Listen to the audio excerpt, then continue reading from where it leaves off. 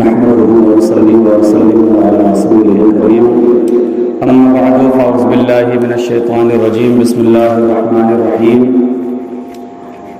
ألم تر كيف فعل ربك بأصحاب الفيل آمنت بالله صدق الله مولانا العظيم وصدق رسوله النبي الكريم ونحن على ذلك لمن الشاهدين والشاكرين والحمد لله رب العالمين۔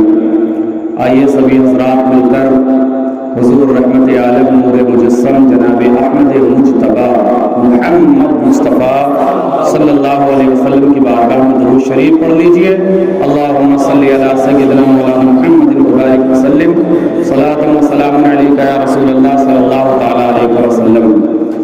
ابھی آپ تمامی حضرات نے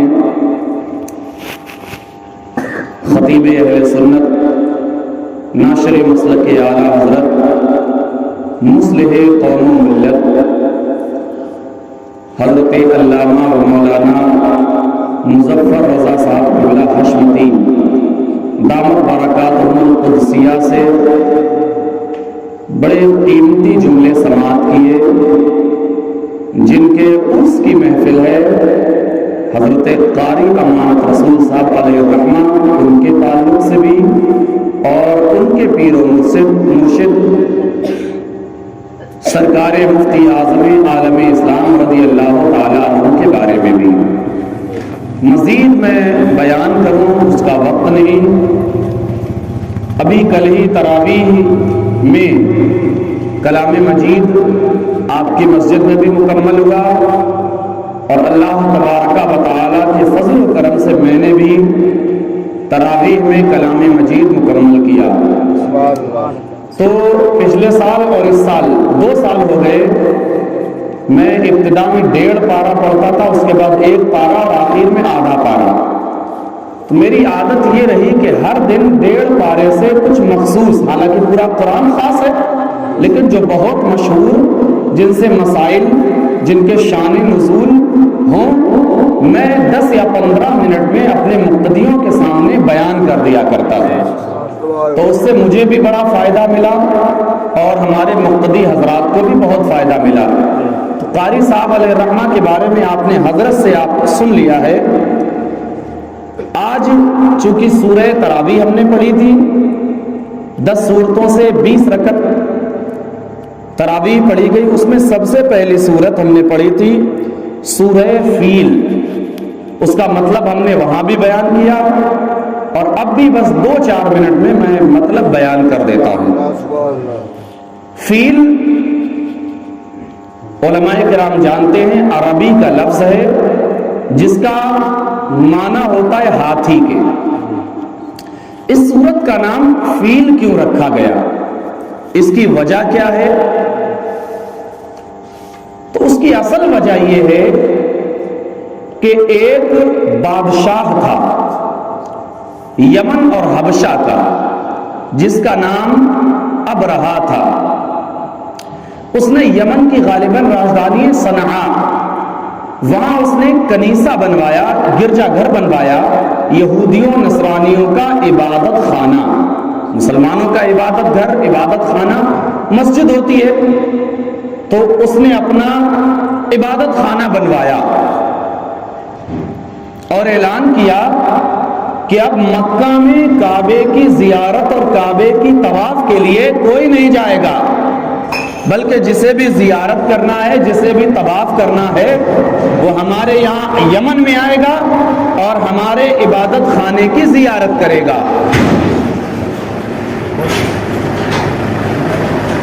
تو یہ بات عرب تک پہنچی۔ جب یہ بات عرب میں پہنچی تو عرب کے قبائل مشتعل ہوئے، غصہ آیا۔ عرب کے قبیلوں میں سے ایک قبیلہ بنو کنانہ تھا، اس میں سے ایک شخص اٹھا، اس نے یمن کے صنعاء شہر کا سفر کیا۔ سفر کرنے کے بعد ان نصرانیوں اور یہودیوں کے عبادت گھر میں گیا اور وہاں جا کر اس نے قضائے حاجت کر دی۔ قضائے حاجت آپ سمجھ گئے ہوں گے، وہاں جا کر گندگی پھیلا دی۔ جب بادشاہ کو خبر ملی عرب سے کوئی آیا، اس نے ایسا کیا، بہت زیادہ غصے میں آ گیا اس نے کہا لشکر تیار کیا جائے، لشکر تیار کیا گیا، تمام انتظامات کیے گئے، کہا اب ہم کعبے کو ڈھائیں گے، یہ مسلمانوں کا کعبہ ہم اس کو ختم کر دیں گے، اس کی اینٹ سے اینٹ بجا دیں گے۔ اللہ اکبر، تیار کیا گیا۔ بہت سارے ہاتھی اس لشکر میں تھے، ایک بہت بڑا عظیم الجثہ ہاتھی، پہاڑ کے مانند ہاتھی جس کا نام محمود تھا، وہ بھی تیار کیا گیا۔ مکہ شریف کا سفر ان تمام لوگوں نے، ابرہا کی فوج نے کیا۔ جب مکہ شریف کی سرحد کے قریب پہنچے تو وہاں پر جا کر انہوں نے کیا دیکھا کہ مکہ شریف کے لوگوں کی بکریاں ہیں، اونٹ ہیں اور دیگر جانور چر رہے ہیں۔ ان کو اپنی تحویل میں لیا، اپنی گرفت میں لیا، ان کو قید کیا۔ ادھر قبیلوں میں خبر پہنچی کہ ابرہا بادشاہ آیا ہے، بڑی فوج لے کر آیا ہے، بڑی طاقت کے ساتھ آیا ہے، بڑی ہمت اور جرأت دکھا رہا ہے، اس نے ہمارے جانوروں کو پکڑ لیا، ہمارے جانوروں کو قید کر لیا۔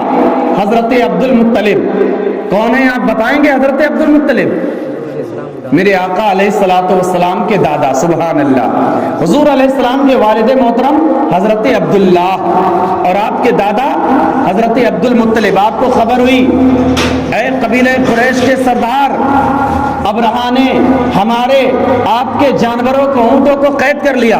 حضرت عبد المطلب اٹھے، تنے تنہا وہاں پہنچے جہاں ابرہا اور اس کی فوج تھی، جا کر اس کے قریب گئے۔ ابرہا نے بڑی عزت کے ساتھ، چونکہ قبیلے کے سردار تھے اور پیشانی میں نور نظر آ رہا تھا، بڑی عزت، احترام، ادب کے ساتھ بیٹھایا۔ کہا عبد المطلب آنے کی وجہ، حضرت عبد المطلب ارشاد فرماتے ہیں آنے کی وجہ یہ ہے، اے ابرہا تو نے تمام جانور قید کیے ہیں، ان میں سے 200 اونٹ میرے ہیں، وہ چھوڑ دے، 200 اونٹ میرے ہیں، وہ چھوڑ دے۔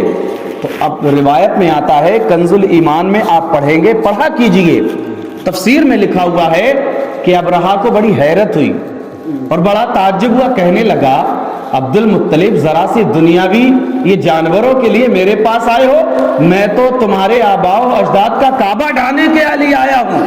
اللہ اکبر۔ حضرت عبد المطلب نے اتنا سنا تو آپ نے غصہ نہیں دکھایا، بڑے پیار سے ایک جواب دیا، کہتا ہے جانوروں کا مالک میں ہوں، فرماتے ہیں کہ جانوروں کا مالک میں ہوں، ان کی حفاظت کی ذمہ داری میری ہے، اور کعبے کا مالک میرا خدا ہے، اس کی حفاظت کی ذمہ داری اس کی ہے۔ تو تو میرے جانور چھوڑ دے، کعبے کی حفاظت تو کعبے کا خدا کرے گا۔ اللہ اکبر۔ اس نے کچھ سوچا اور وہ 200 اونٹ حضرت عبد المطلب کو دیے۔ آپ واپس قبیلے میں آئے، آ کر اعلان کہ اے قبیلے قریش کے لوگوں، اے عرب والو، ایسا کرو مکہ والو، پہاڑ کی چوٹیوں پر چلو، پہاڑوں کے پیچھے چلو۔ ابرہا کا ارادہ اچھا نہیں لگتا، اس کا ارادہ ٹھیک نہیں ہے۔ اللہ اکبر۔ چلے گئے تمام لوگ، حضرت عبد المطلب تنے تنہا کعبہ شریف کے قریب آئے اور آ کر بیٹھ گئے، آنکھوں سے آنسو جاری ہیں، گڑ گڑا کر رو کر خدائے وحدہ لا شریک سے دعا کی، مولا یہ تیرا گھر ہے، اس کی حفاظت فرمانا، مولا یہ تیرا گھر ہے، ظالم تیرے گھر کو اجارنے کے لیے، گرانے کے لیے، معاذ اللہ تباہ کرنے کے لیے آیا ہے، مولا کرم فرما، فضل فرما۔ رو رو کر دعائیں کی اور آپ بھی وہی پہاڑوں کی طرف تشریف لے گئے۔ اللہ اکبر کبیرہ۔ ابرہا نے اونٹوں کو تیار کیا، کہا چلو اب جا کر کعبے کو ڈھائیں گے۔ تو روایت میں آتا ہے اس محمود ہاتھی کو جو سب سے طاقتور تھا، اس کو ایک طرف کے لیے بڑھایا، وہ چلنے لگا، دوسری طرف کے لیے بڑھایا، چلنے لگا، تیسری سمت کی جانب بڑھایا، سمت کی طرف بڑھایا، چلنے لگا، لیکن جب کعبہ شریف کی طرف بڑھایا وہ ہلا تک نہیں، ہلا تک نہیں۔ اللہ اکبر کبیرہ۔ جیسے تیسے اس کے تمام جانور اور ہاتھی، قافلے کے لوگ آگے بڑھے۔ اللہ تبارک و تعالی نے اللہ کے اپنے حبیب علیہ الصلوۃ والسلام کے دادا حضرت عبد المطلب کی دعا کو قبول فرمایا۔ جب یہ لشکر ابرہا کا آگے بڑھ رہا تھا، اللہ کی بارگاہ سے اعلان ہوا، حکم ہوا، اے ابابیل پرندوں جاؤ اور ان کا کام تمام کر دو۔ روایت میں آتا ہے پرندے تین تین کنکریاں لے کر آئے، ایک کنکری ان کی چونچ میں تھی، ایک کنکری ایک پنجے میں، دوسری کنکری دوسرے پنجے میں، تین کنکریاں. اور روایت میں یہاں تک آتا ہے کہ کنکریوں پر جس کافر کو ابرہا کے لشکر میں سے لشکری کو مرنا تھا اس کنکری پر اس کا نام لکھا ہوا تھا.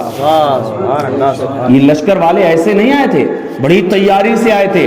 ان کے سروں پر خود تھی، خود مطلب یہ لوہے کے ہیلمٹ ٹائپ کے ٹوپی تھی ان کے سروں پر کہ کوئی سر پر تلوار کا وار بھی کرے اس کا بھی اثر نہ ہو. لیکن میرے اللہ کی طاقت کے آگے دنیا کی تمام طاقتوں کی کوئی حیثیت نہیں ہے. اللہ کی بارگاہ سے حکم ہوتا ہے، ابابیل پرندے آتے ہیں اور ان کے اوپر ان کنکریوں کو چھوڑتے ہیں، وہ کنکریاں ان کی خود ٹوپی پر لوہے کی گرتے ہیں، ان کی ٹوپی کو چیرتے ہوئے، سروں کو بھیجوں کو پھاڑتے ہوئے، ان کے جسم کو چیرتے ہوئے، ان کے ہاتھیوں کو چیرتے ہوئے زمین پر گرتے ہیں. اور تمام کافر جو تھے ٹکڑے ٹکڑے ہو کر زمین پر بکھر جاتے ہیں.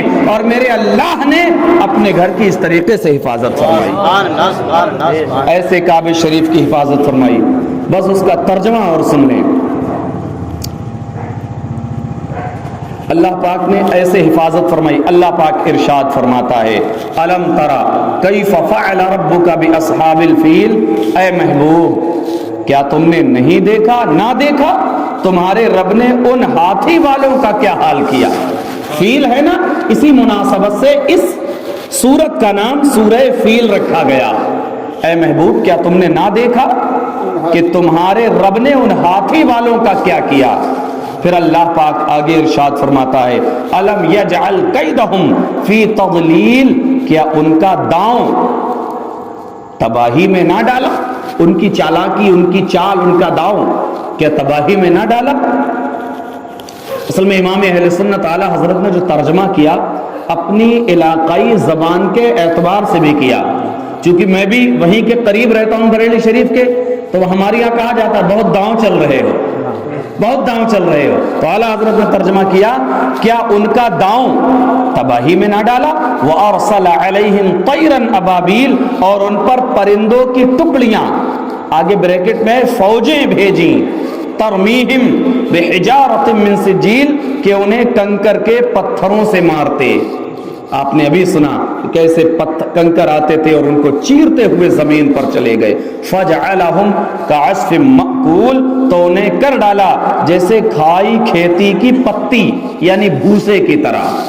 کیا حالت ہوتی، ایسے بکھر گئے ٹکڑے ہو کر.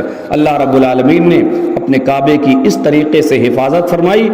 انشاءاللہ الکریم اگر ہم اللہ رب العالمین کے احکام پر، قرآن کے احکام پر، اللہ کے رسول علیہ الصلوۃ والسلام کی سنتوں پر، خلفائے کرام، صحابہ اعظام، تابعین اعظام، تبع تابعین اعظام، اولیاء کرام کی باتوں پر عمل کرنے لگ جائیں اور اس دور میں کہا جائے مسلک اہل سنت، مسلک اعلیٰ حضرت پر عمل پیرا ہو جائیں، انشاءاللہ الکریم اللہ پاک ہماری بھی حفاظت فرمائے گا. لیکن شرط یہی ہے ہمیں بھی کچھ کرنا ہوگا، ورنہ بس صرف دعائیں کرتے رہو، دعائیں کرتے رہو. صرف دعائیں ہی کرنا ہوتی تو سرکار امام حسین اپنے گھر والوں کو لے کر کربلا میں کیوں جاتے.